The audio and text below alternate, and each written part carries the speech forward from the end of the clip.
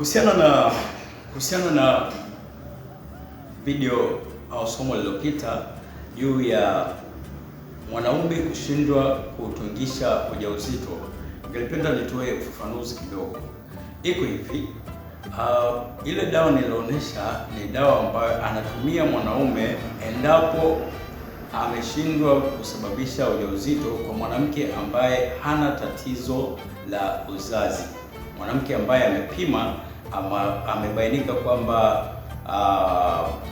yuko sawa, hana tatizo lolote linalohusiana na changamoto ya kushika ujauzito, lakini pamoja na kukutana na mwanaume wake bila kizuizi chochote, kwa maana ya kwamba hatumii dawa ya uzazi wa mpango, hatumii kinga, lakini bado shindwa kushika ujauzito, moja kwa moja tatizo linaweza likawa kwa mwanaume. Na kwa mwanaume huyu haimaanishi kwamba ana tatizo la utasa au infertility au ugumba, hapana, isipokuwa kama nilivyosema, uwezo wa mwanaume kusababisha ujauzito au uwezo wa mbegu za mwanaume kusababisha ujauzito unaweza ukaathiriwa na mambo mbalimbali, ikiwemo yale mambo matatu ambayo nilitaja na mengine ya ziada ambayo niliyaongeza. Mambo yenyewe ni kama kuto kulala usingizi wa kutosha.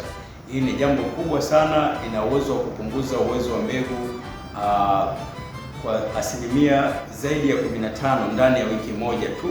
Yaani ndani ya wiki moja tu unaweza kupoteza uwezo wa ubora wa mbegu za mwanaume kwa zaidi ya asilimia 15. Lakini pia stress na mtindo wa maisha. Nikizungumzia mtindo wa maisha hapo nazungumzia namna ya ulaji, lakini pia aina za vyakula, lakini pia kuto kufanya mazoezi au kufanya mazoezi mazito kupita kiasi. Hivi vyote kwa ujumla wake vinachangia katika kuharibu uwezo wa mbegu za mwanaume kusababisha ujauzito. Matumizi ya sigara, matumizi ya pombe kupita kiasi, na hasa hizi pombe kali. Lakini pia wale wanaofanya mazoezi makali sana, mazoezi mazito, wale bodybuilders, samahani nitataja hiyo, lakini ninachonuia ni kwamba wale wanaofanya mazoezi makali sana, kuna uwezekano mkubwa sana hawa watu wakapoteza uwezo wa kusababisha. Kwa hivyo hata ile tu kuwa na mawazo kwamba natafuta ujauzito, yani ile tendo peke yake la kufikiria kwamba natafuta ujauzito kwa mwanaume inakuwa ni stress tosha kabisa za kuharibu uwezo wa mbegu kutungisha ujauzito. Kwa huwa tunashauri watu, yani ujauzito utafuta siku zote ni mgumu, na unakuwa ni mgumu kwa sababu ya ile tension inachochea kwa asilimia kubwa sana kuharibu uwezo au ubora wa mbegu za mwanaume kutungisha ujauzito. Kwa maana hiyo mwanaume kujitetea kwamba mimi niko vizuri au nilishawahi kusababisha ujauzito huko nyuma, kwa hiyo mimi sina tatizo au siwezi nikawa sehemu ya tatizo, hiyo ni kujidanganya na kumnyoshea mwanamke kidole kwamba yeye ndio shida, hata kama amepima na ameonekana hana tatizo.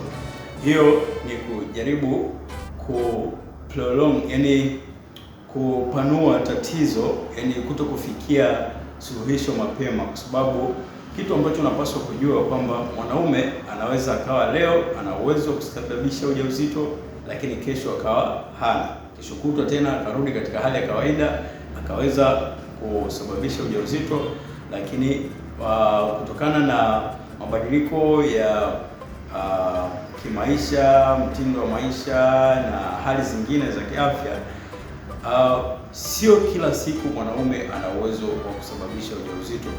Kwa hiyo hizi ni episodes ambazo huwa zinatokea kwa upande wa mwanaume.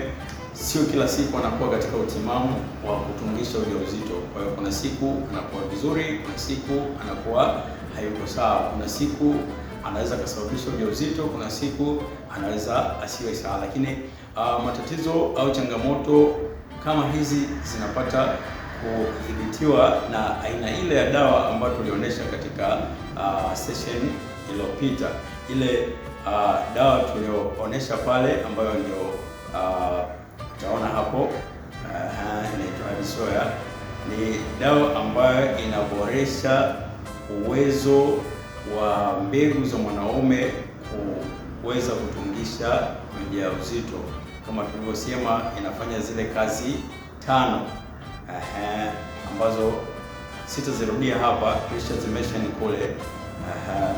Na kama huyo mwanaume akizingatia pamoja na ushauri atakaopewa na wataalamu wa afya, akitumia ile dawa ipasavyo, atakuwa na uwezo mzuri kabisa wa kusababisha ujauzito na hakutaendelea kuwa na ile changamoto ambayo kwa kawaida huwa inaanza tu kama changamoto ya wanandoa, lakini baadaye inakuwa ni changamoto ya kifamilia, na kwa baadhi ya watu huwa inaenda mbali zaidi, inakuwa ni changamoto hata ya kijamii, kwamba wanaanza kunyoshewa kidole sasa hata na jamii ambayo inawazunguka, kwamba huenda kati yao mmoja ana tatizo au huenda kati yao mmoja hana uwezo wa kusababisha ujauzito, kitu ambacho inakuwa tu ni uelewa mdogo au kuto kufahamu mambo au kuto kuzingatia mambo, ambapo fikiria tu kama leo hii unaweza ukaboresha uwezo wa mbegu zako kwa kujipa muda wa kupumzika na kulala usingizi wa kutosha, kula vizuri, kuepuka vyakula vyenye mafuta, lakini pia kufanya mazoezi kiasi na kupata kumanage stress. Tunasema kumanage stress kwa sababu maeneo mengi watu wanashauri sio kuepuka stress, wanadai kwamba stress haziepukiki, kitu ambacho ni wrong. Kitaalamu unaweza ukaishi bila stress, inawezekana kabisa, lakini kutokana na jamii ilivyojizoesha na wataalamu wengi wa saikolojia wanaongea hivyo kwamba stress unazimanage na sio kuziondoa. Kwa hivyo kama utafanikiwa kumanage msongo wa mawazo na hali zingine za kimaisha, utarudi katika hali yako vizuri, na kwa msaada wa ile dawa tuna uhakika wa asilimia zaidi ya 90 kwamba utaweza kusababisha ujauzito. Mind you again, kama unakutana na video hii kwa mara ya kwanza, usiache kusubscribe, like, comment na kushare, lakini usisahau kubonyeza alama ya kengele ili uwe wa kwanza kupata updates zetu. Na kwa hili tu, kama una swali lolote uliza pale katika comment section na tutakujibu kwa makini, na kama utahitaji nyongeza ya maelezo unaweza kanifuata kupitia namba yetu ile ya WhatsApp